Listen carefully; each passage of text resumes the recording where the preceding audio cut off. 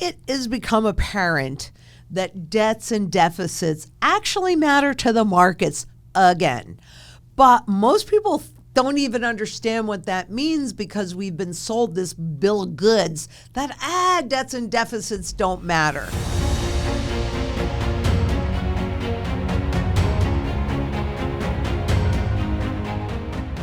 But the reality is whether you are an individual, a corporation, or a government, the laws of economics actually work the same for everybody, other than the fact that the government has deep pockets to just create money out of thin air. So let's look at this, because this is the 2025 federal budget, and they anticipate spending $7 trillion. I know those numbers are so big, it's hard to comprehend, but just stay with me on this for a minute. $7 trillion is what they plan on spending. But the problem is their income is only at $5.1 trillion. Oh my goodness. So that means that they plan on spending almost $2 trillion more than they have coming in, or 27% more. Now let's put it into perspective for you. So you have income of, let's just make life easy, of $100. But you're going to go out and spend $127, but you only have $100 coming in. So you put that other $27 on a credit card. And that means now you have to pay interest on that excess that you had to borrow.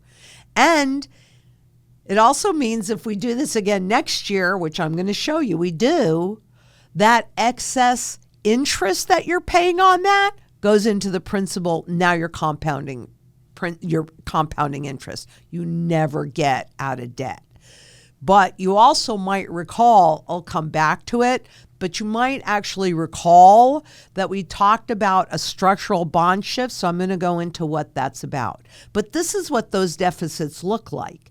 And you can see that up at the top, there's a zero. And pretty much the government, when we were on a gold standard, was absolutely forced to balance the budget. You see, gold requires fiscal responsibility. It makes you be responsible, which is not really what governments or central banks are about.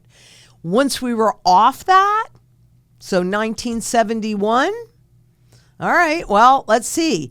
In 1969, before we went off the gold standard, we were a plus, so we had extra income coming in of $3.2 billion. Once we went off the gold standard completely, that's when it started to change. But it still wasn't so bad. We were only $160.7 billion deficit. That's spending more money than we took in, like I just showed you, in 2007. In 2009, when we went down to that trillion, that's when I wondered, now, if we're only just now $1 trillion deficit, why are we servicing 13 trillion at that time? 13 trillion in debt? It's that compounding interest. And as you can see from this graph, that just keeps growing and growing and growing. And we're going to come back to that in just a little bit. But I'd like you to notice in 2024, our deficit was 1.8 trillion. Now, some of you can say, but look at that bounce. Isn't it getting better? What I can tell you is when you get technical, everything works the same. And so what we have here are lower and lower highs. No, the deficit is not going to get better. It's going to get worse and worse and worse. So let's put that into perspective for a second. Your credit card keeps growing and growing and growing. And maybe you pay some of it off a little bit faster, but you're still spending a whole lot more money than you have coming in. If you keep doing that and your income doesn't keep pace with your spending, and it needs to be even higher than your spending to recoup from those deficits, what do you think happens? Bankruptcy. And when Ernest Hemingway was asked, How did you go bankrupt? What did he say? Slowly at first, then rapidly. And that's where we actually are right now in this system. Because as they were deficit spending, look at the debt. The debt just grows and grows and grows. This is only one area. We are not really looking at all of the debt that the U.S. is servicing, but this is just the easiest debt to track. And keep in mind that in 1971, we were at 397, not even 400 billion in deficits, or in debt rather. Well, okay, that doesn't look too bad. But you know those gray bars? Every time we hit a gray bar, have you noticed how quickly the debt ratchets up? So that by the first quarter of 2008, and this is before the crisis was apparent to everybody, we were at that point 9.4 trillion in debt. So it took us over 38 years to grow $9 trillion in debt. Well, what about now? In just 17 years, we were able to grow 26.8 trillion. And can you see how it's going straight up? That's the interest. But we're coming back to that so you can see it more specifically. The intention is never to get out of debt. The intention is simply to repay that debt after doing this and this and this with dollars that have less and less value, but you don't see any dip in the debt, do you? So they continually roll that debt over in a higher interest rate environment these days. And let's talk about the interest rate, because I showed you back in 22 how there was a structural shift in the bond market. Now look, let me explain that before I get into this. These are interest rates. That's what, actually, I'll show you that.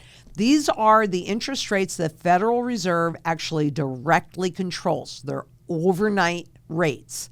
And you can see that, you know, when you borrow, and I want you to put this at your level. If you're going to go buy a car, you can afford a whole lot more car if your interest rates are at 0 or 1%. If you have to pay 20% to buy the car, it's going to be a problem. So it's important for interest rates to be low as your debt is rising so that you can pay that debt or service that debt. Because it isn't just that you take it on and then it goes away. Oh no. So let me show you, because this is probably the most critical thing that I'm ever going to show you. If you don't understand it, definitely bring this to the live Q&A that we do every Tuesday, because it's critically important that you do. So you saw we were just like not even 400 billion in debt with interest rates at 4.63.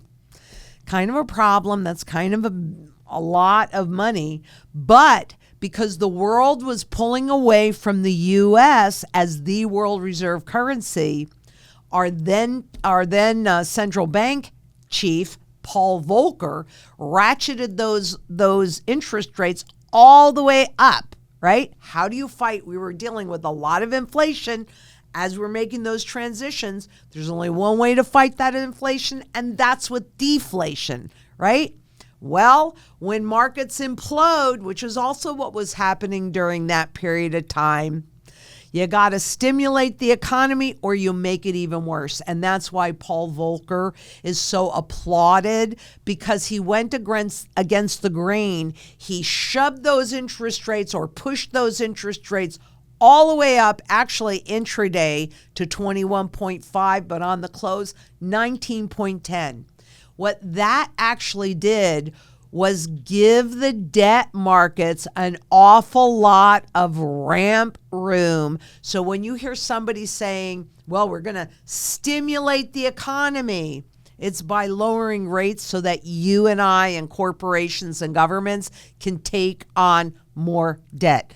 But ultimately, that's not really stimulative. But it is in the beginning. So you can see by June 2007, interest rates were up at 5.25. We had an awful lot more debt then, but it wasn't horrendous, I guess, compared to today. And where are we? We dropped during the crisis. Boom. Interest rates went down to 0. So what did that do? Well, presumably they did that so corporations could refund the debt that they had up at 5% or at those higher levels into debt that had a significantly lower interest rate, thereby reducing their payments. But what did the corporations and the governments do instead? They just grew more debt because it's easier to service debt with a lower interest rate. I bought my first house in 1978. Maybe 1979, something like that.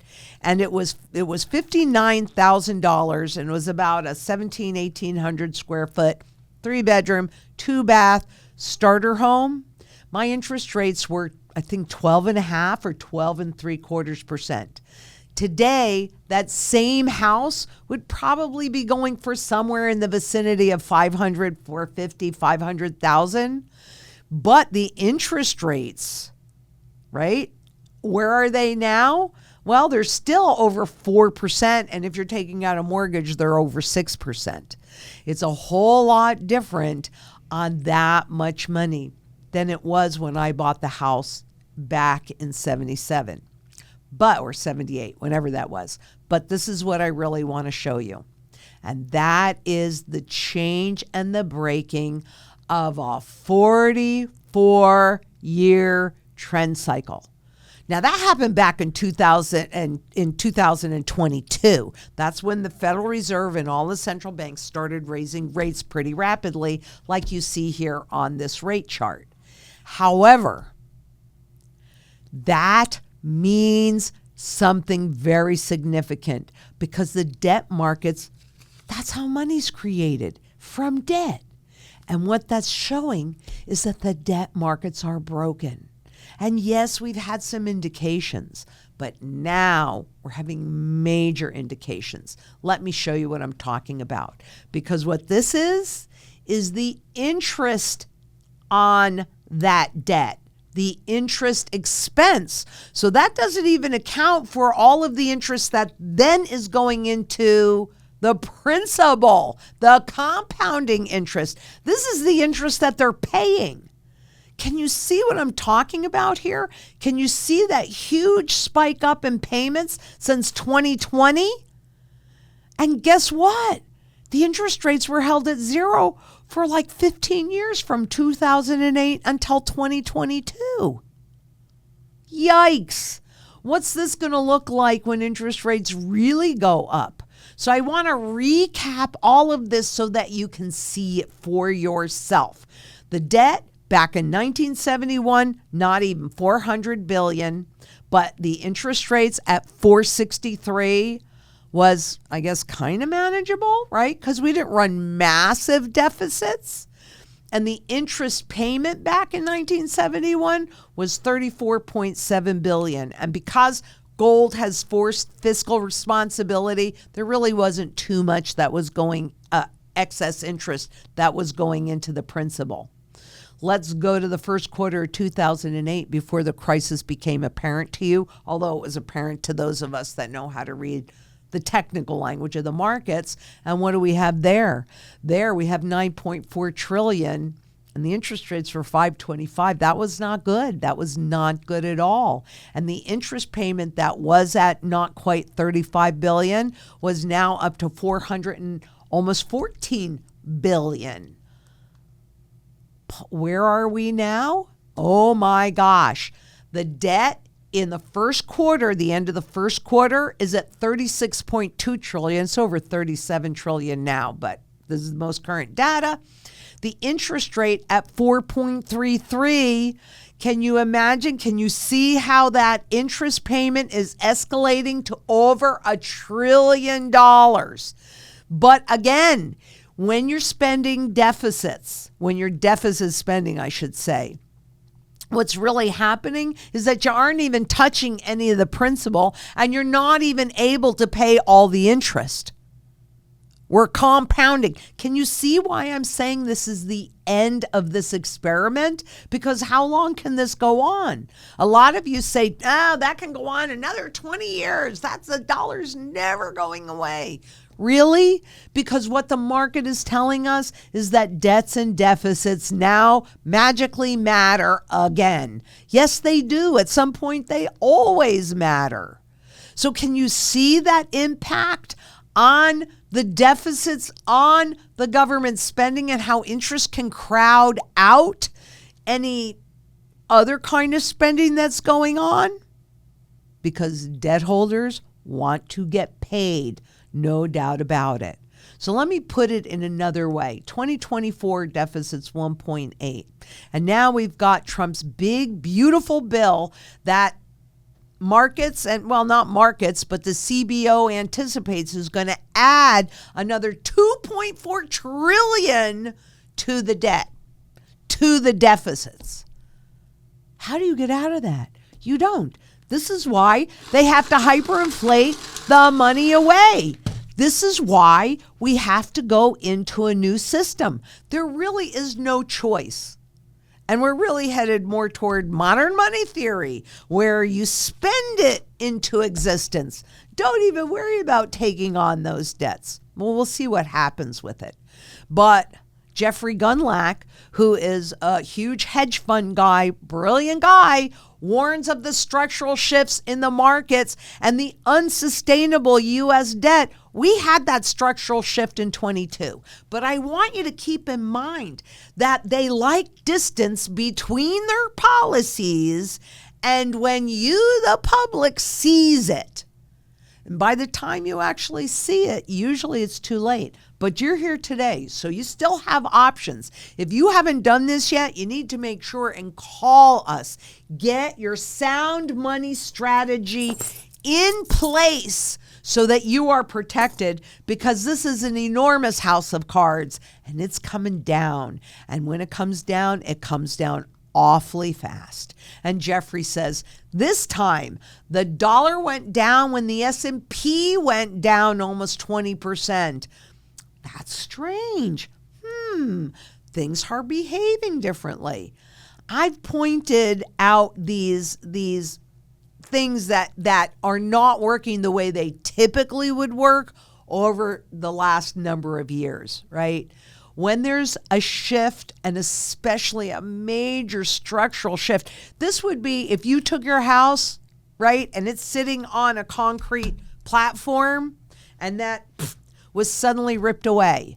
The house might stay standing for a minute, or when it's ready, it's going to come tumbling down in a big way. Do you think that you're going to know the second before that house tumbles and caves in on you? No. That's why you get that foundation repaired quickly. You make sure that you get that strong foundation in place. And that's what the sound money strategy does, and what gold and silver do for you. I think it's critically important. So what I'm also showing you is what he's talking about, because interest rates, when there is a flight to safety, it's supposed to be into treasuries, right? That's what we've been taught, into dollars, into treasuries, into the Swiss franc. But with what's happening in the Middle East, with a war between now Israel and Iran, it's impacting oil. And we've had a huge spike in oil. Maybe it's cut back a little bit. Maybe Iran is realizing that they're outgunned. Whatever, that might calm down. But this is a warning sign for you that the markets are now breaking down, because what the behavior was that was anticipated, it's not happening. There is no flight to safety into treasuries. Treasuries are the foundation of the global financial system. And that market is crumbling. No longer trusted as a safe haven. We've been talking about this. This is what I'm showing you here. And that debt bomb, it's a ticking Wall Street.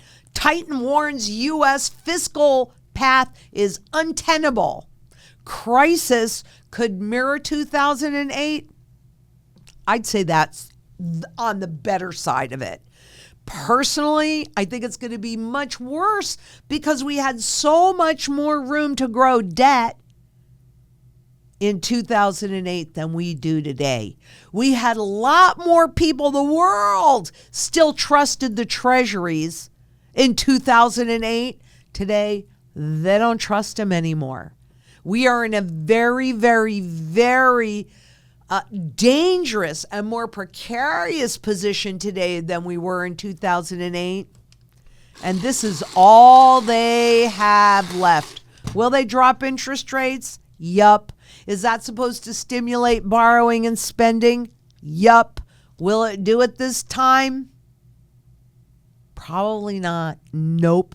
It is no longer a flight to safety. The foundation is crumbling. It really started back in 15 when we saw a problem with liquidity in the treasury markets. It's only gotten worse. This is going to make 2008 look like a walk in the park. But there's an awareness now that the long-term treasury bond is not a legitimate flight to quality asset. He's right. I know he's right. I've just shown you why he's right. Do you realize that he's right? What are you going to do about it?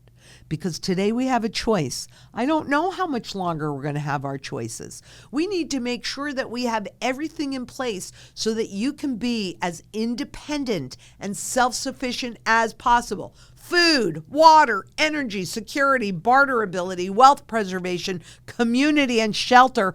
Get it done. Stop. If you've been waiting, stop waiting. Call us, get your sound money strategy in place, and get it executed. Because the truth of the matter is that the U.S. markets are no longer safe for investments. Nope.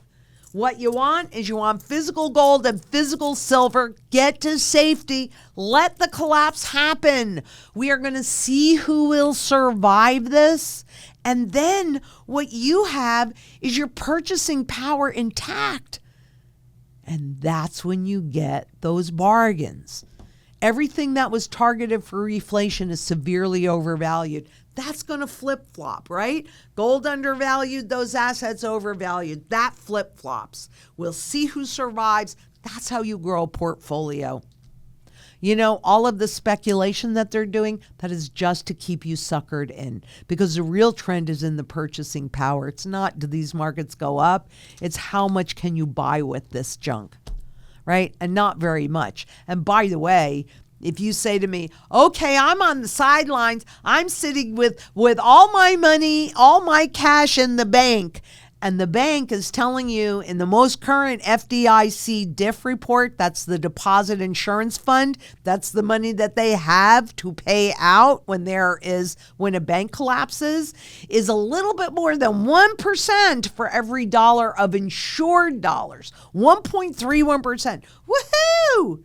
In 2008, the FDIC themselves said that they were one small bank failure away from everybody realizing that there were no funds whatsoever in that DIF fund.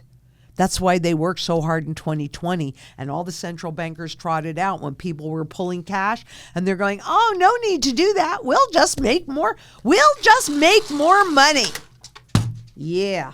Except the problem is all the money that's already out there loses a ton of value when they do that.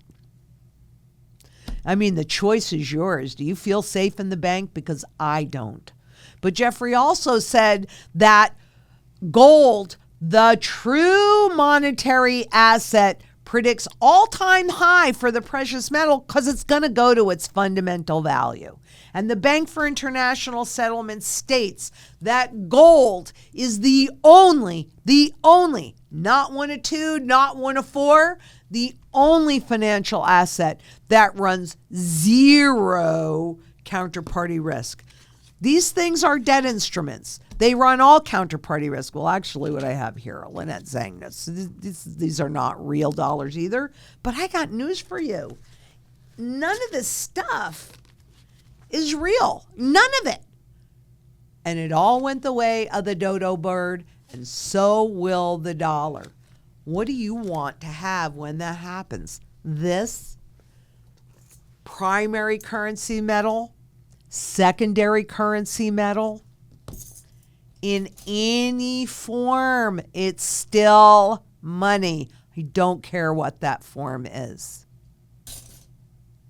So I really hope that you can see that even though we're told debts and deficits don't matter, they do matter. And I hope that you can see that we are inside of a house of cards. That's really what's happening here, is that structural shift that we experienced in 2022, we're feeling the impact of it now. But it's the choice of it's the policy of the central banks in trying to tame the inflation that they control that's bringing down this house of cards fast.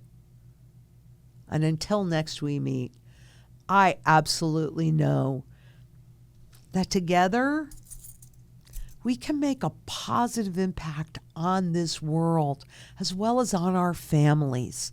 We have an opportunity inside of this crisis, inside of this chaos. Let's come together in community, get sound money back in the system again, and take advantage of the wealth shift. My goodness, why should it always be the 1% that does that? We can do it too. Let's do it together. And until next we meet, please be safe out there. Bye-bye.